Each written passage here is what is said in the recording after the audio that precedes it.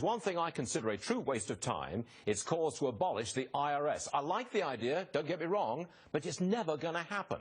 Yet here we are, talking about it with one of our most valued guests, Grover Norquist, whose new book is called End the IRS Before It Ends Us. All right, Grover, show yourself on camera.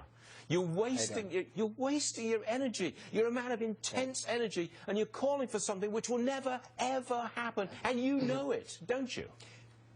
Two things. One, that's the title of the book, and it's a history. It's a 300-page book out on the 7th of April, just in time for tax day.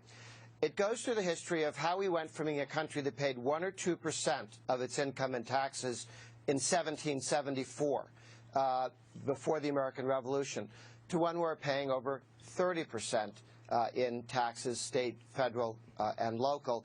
And then it lists about a dozen different approaches, all to bring the IRS and the income tax down towards zero. Do you get there? I think it'll be an awfully long time.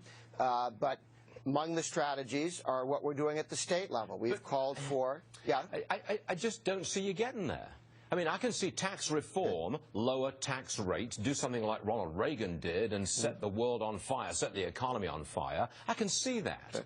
But getting all the way down to zero, where you don't collect tax money on income, I'm sorry, Grover, I just can't see that ever happening. Well, we had 100 years of American history, more than 100 years of American history, without an income tax. People in New York or California would tell you that about their state income taxes, can't live without them.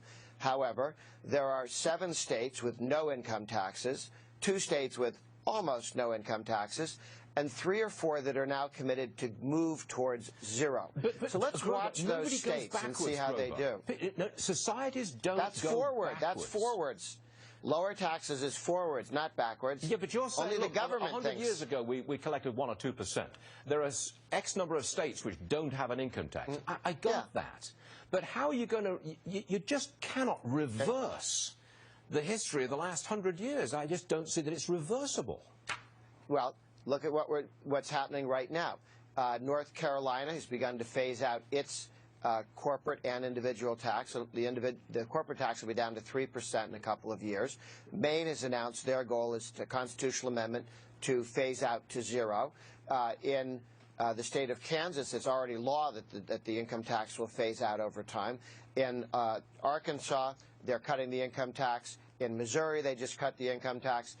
In Nebraska, they're cutting the income tax. You're talking about Arizona, which is looking to phase out its income tax.